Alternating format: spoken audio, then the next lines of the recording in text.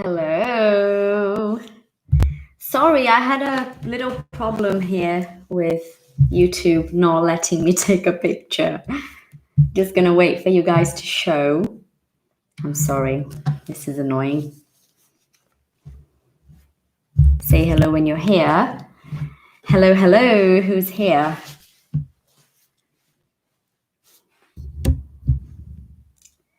Say hello to me, please, so I know who you are. Hi, guys. Sorry, I'm late. I had a problem with YouTube letting me take a photo. I was trying to take a photo, a thumbnail for the live, and it wouldn't let me, and I couldn't go live. It was a bit annoying. I'm so sorry. How are you guys? I hope you're well. So today, or tonight, we're talking about reading. I thought so much about this conversation because I think that, honestly, you don't have a choice about reading. If you really, really want to improve your English, you need to read. You have to. And I am going to hopefully prove to you that what I'm saying makes sense tonight. So stay here with me. I have got some books that I'm going to show you in a minute. But before I do that, I want to just make some points, share with you some of the stuff that I've been thinking about when it comes to reading, okay? First of all, I was talking to my husband this morning about reading in English because my husband speaks English very well. And he was saying to me that he thinks he would speak English so much better if he was a reader. When you say you are a reader, it means that you read, you like to read, okay? Hi, Melissa. I'm glad you're here too. So when you are a reader, it means that you like to read. And he's not really a reader. He reads the news a lot. He reads articles, lots of things like that. But he's not a book person. And a book is a different thing. You know, like a book is something that gives you something extra, you know? And he's not a reader in that respect. So he said, I really believe that if I were a reader, I would definitely have a much better vocabulary, although his English is great, okay? So I was thinking about that, and yes, I agree 100%. I think reading does help you increase vocabulary, but everyone says that, don't they? You know, when you're a kid and you're learning to read and your teachers and your parents and everyone around you is always saying, read, like you have to read because reading gives you a better vocabulary. It increases your vocabulary. Everyone always says that. But you have to actually stop and think about this.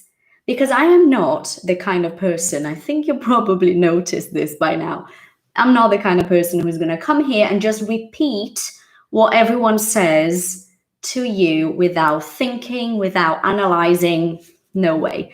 If I am here telling you something that I believe is the right thing to do, is because I've thought about it and I have something extra to add to your knowledge, okay? Yes, reading increases vocabulary, but why? It's not simply because there is a fantastic list, a range of words that you don't know and now you do. It's not really for that reason. There is something that I've noticed because I am a reader. What does that mean? Remember, it means I like reading. It means that I read, okay? So I am a reader. And something I've noticed is if there is an author is the person who wrote the book.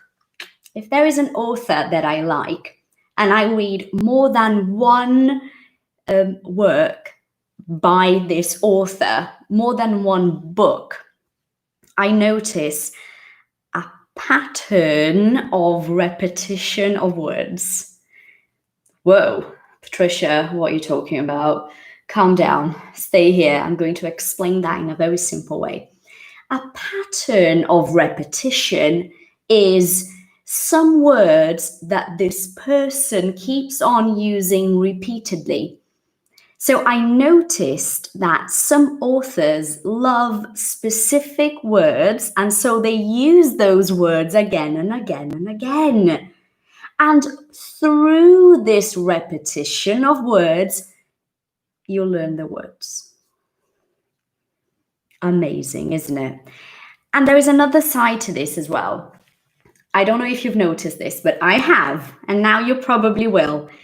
When it comes to singers, songwriters, okay, people that write their own songs, if you really pay attention to the lyrics, to the words in that song, you will notice a pattern of repetition of words too. Because when I say writing, I don't mean just authors who write books. I mean people who write in general, people that write song lyrics, people that write blog posts. You will notice there is a repetition of words, and it's not because this person doesn't know better or different words. It's simply because each and every one of us has a tendency to use more a group of words than another. And this happens in your own language as well. Pay attention to what I'm saying when you talk to your friends, to people close to you, and you will see that there are words they keep repeating, okay? Pattern is like this. Pattern. Okay, so what I want to say now is about increasing vocabulary. Hold on, let me look at my notes so I don't get lost here. Right, repetition of words, and also you have to remember that when you read a book, you are in contact with another person's world. It's their thoughts, their ideas, the way they see the world. So you are learning another person's list of words. And that is essentially what makes your vocabulary increase. It's not simply because there are lots of words that you don't know. It's because you are fully immersed in this new world that doesn't belong to you, that you don't know. And there is magic in this, you know. It's an amazing thing to be able to do that. So what I want to say is, yeah, you can show personality in your words. Of course you can, absolutely. Right. Something else that is so important for you to think about. When you're reading, okay, you see words. You see words and you see structures, okay? When you see, you remember. You have got to see to remember, which is why it is extremely powerful to use reading when you are learning. Because when you are learning, and I think you probably know what I mean here, please say yes if you feel the same way, okay, about what I'm going to say now. As a learner, your number one concern, your number one thing, the thing that you think about the most is speaking. I have to speak. I have to speak. Speaking is the most important thing. This is probably true, isn't it? As a learner, do you feel that the number one thing you think about is speaking and having a conversation with somebody? Everyone just wants to have a conversation. All you want to do is have a conversation. Do you feel that? Do you feel that conversation is the most important thing? Please say yes if you agree. Stella agrees, Vilma agrees, Melissa agrees. Yes, we do. We agree with that, don't we? That is the number one thing we have in mind. Conversation. Need somebody to talk to. That is the most important thing. Yes. However, when you are having a conversation, although that is so important and you need to have this, you do not see the words. So what is happening in your brain is you are listening to all of those sentences and words, and what you don't know, it's not even there. You can't see it. You don't remember the sound. It's actually very hard to learn simply by having a conversation, because you have nothing helping you apart from a sound. And when it's not your first language, you cannot hear a sound and write down the word and then look it up. You can't do that because you don't know the word. And because, again, it's not your first language, you don't know the word and you have no idea how to spell the word, how to write the word. Just like what happened here, I said pattern and somebody asked me how to spell pattern, because you hear pattern, but you're like, how do you spell this? P-A-T-A-N? Pattern? No. So you see, you have nothing helping you in a conversation. However, when you have a book in your hand in English, you see things. You can see what you don't understand. It's right there. It gives you a chance to find out the meaning of that word. And I am not saying, pay attention to this, please, like for real. I am not saying you should stop. You're reading a book in English, okay? I'm not saying you should stop every single time you don't know a word and look it up. No, because that is going to make you go crazy.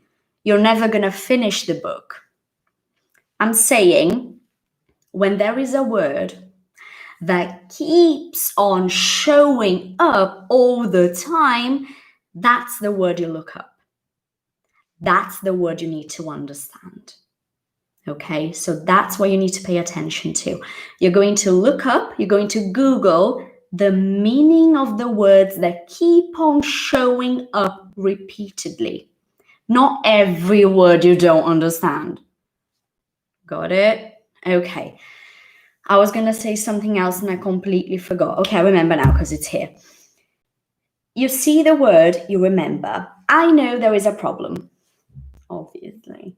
The problem is, Patricia, I see the word and I don't know how to pronounce the word. So I'm not really learning because I can't pronounce the words.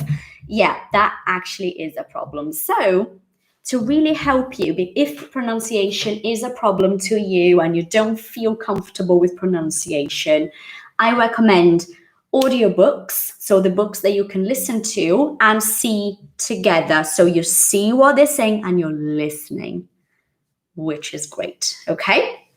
That's what I recommend. So what I want to do now is show you some stuff. And you are going to stop thinking, I'm not a kid. I don't want to know about children's stuff because I'm like not a kid. No, stop that. And I'll prove to you why. Hold on, it's on the floor. Right, so I'm back. We've got some stuff here we need to get through tonight. Let's see what we've got. I'm going to show you a classic. It's a classic book for children in English, okay? Maybe you've seen my video about this. I actually made a video, a short one, years ago, but I want to say something. The Very Hungry Caterpillar. This is a caterpillar, okay? So the problem starts here, doesn't it?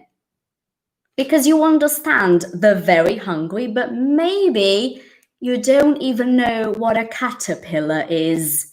And then you say to me, yeah, you do, because I get messages from people saying this to me. I'm not going to watch Peppa Pig because I'm not a child. I'm like, really? Do you understand what they're saying when you watch Peppa Pig? You don't, do you? Then you should watch Peppa Pig. If you don't understand what it's on this book, you should read it.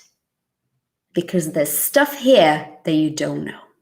And yes, you're right, you're not a kid. That is absolutely correct. You're not a kid. But the thing is, think about it with me, okay? You have not been a kid in English. When you were a kid, a child, English was not in your life. So there is lots of stuff missing in English that you never learned because you were not a kid. So you need to bring some of those things to your life because it helps you transfer to your adult English life. I am going to prove it to you with this beautiful book, okay?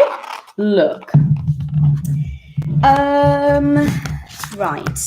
This basically, okay, this book is about a caterpillar that is so hungry all the time and keeps on eating and eating lots of food, all right? And then on Saturday, because it's about the days of the week, again, if you are confused about the days of the week, Monday, Tuesday, Wednesday, Thursday, Friday, you need this book in your life because it's teaching children about days of the week, about the order of the days, and that's what you need. So on Saturday, the caterpillar went crazy, not even joking, and ate all of this stuff. What the hell? It's just too much, isn't it? So what happened with the caterpillar, listen, was on the book, it's listing all of these things, right? Chocolate cake, ice cream cone, one pickle, cheese, everything. And then that night, he had a stomachache. So what I mean to say is when you are reading a children's book, and you see, because there are pictures, and you see what's happening here, you understand the caterpillar ate so much that the caterpillar had a stomach ache. You see how reading is so important? Because for children, they tell the story in a way that is supposed to make some sense. And you need that as a learner. Okay, we're done with this one. Now, I want to show you two of my favorite children's books, okay? For a reason. If you like books, if you are a book person, like literally a book person, the physical thing, there is this beautiful collection here for children, okay? It's so, so beautiful. I don't know if you can see, but this is like a fabric, yeah? So this is biography to children. So it's introducing non-fiction. So non-fiction means this is a real story because it's about Frida Kahlo, obviously, to children, which is fantastic. Now, this book is so beautiful. The illustrations are really beautiful. The pages are really nice. You know, it's a very, very beautiful book. So if you love books, I do recommend that you get some of these. This is a huge collection. We have this one only. I'm about to order some more for the kids. But this has been a favorite here at home. The story is so simple and it's great for you guys who are learning because it gives you, I'm going to show you the first sentence of the book for you to see what I mean. It gives you simple grammar, you know, things that you need to know and sometimes you don't. So Frida Kahlo was born in Mexico, You see how children learn. They don't learn because I'm telling them about my kids. They don't learn because I'm telling them, listen, guys, in Mexico, because Mexico is a country. And when you talk about countries, you have to use in. No, they don't learn like that. They learn because I'm reading Frida Kahlo was born in Mexico. Simple as that. Amazing. So this one you can buy from Amazon, Brazil, okay, if you live in Brazil. They are expensive, these ones, okay? They are. It's a hard cover as well. But if you love books, it's worth having. And you can learn a lot from these as well. Now, my number one favorite English children's book when it comes to English, okay, when it comes to English is this book. It's by a British author, The Great Monster Hunt.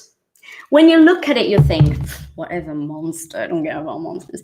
But I'm gonna tell you what this book is about, and then I'm gonna read you the last sentence of the story. And I am sure, my friends, you will not know how to use that structure.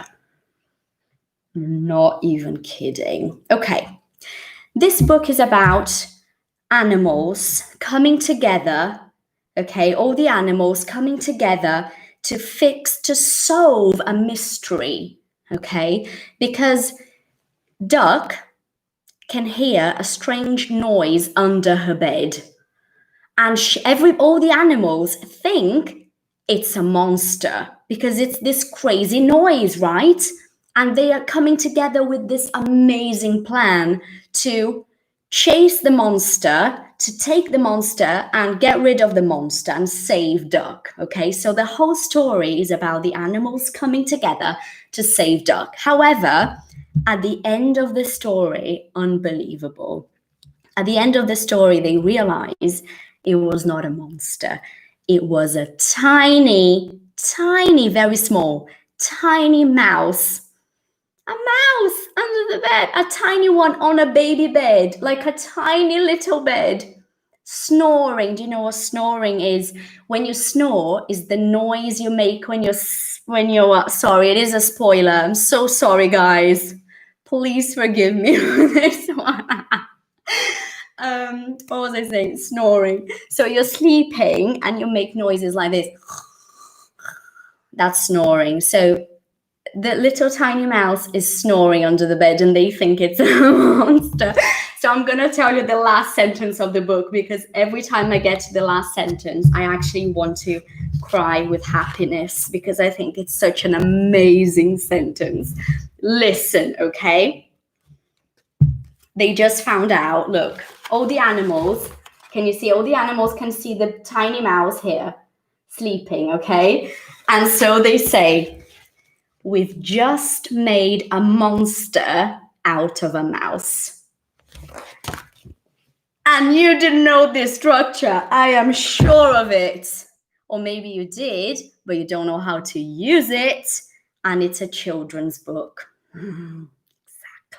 So now, we've just made a monster out of a mouse. It means that they were listening to all these stories from Duck and they imagined it was a monster, so they made a monster out of a mouse because in fact it was a mouse.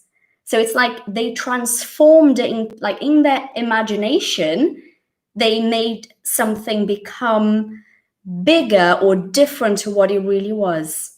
So we just made a monster out of a mouse. I think this, in terms of English, this book is fantastic. It's amazing. There are so many amazing sentences. I love this book. Now, enough with the children's book. Just to sum it up tonight, I just want to say one thing. I want to tell you what my favorite book in English is. And some of you will be like, what? That's not even good. Yeah, try reading it, darlings. It is good. I am not a massive fiction fan. Fiction is when the story is not real. I don't really like that so much. I read fiction, but it's not my favorite. My favorite is non-fiction, okay? I like learning about stuff and I love memoirs. A memoir, if you don't know, is a book where the person is telling a story about their life. I love that. So this is actually my favorite book, Eat, Pray, Love. Yeah, you probably saw the movie. The movie is not good. The book is brilliant.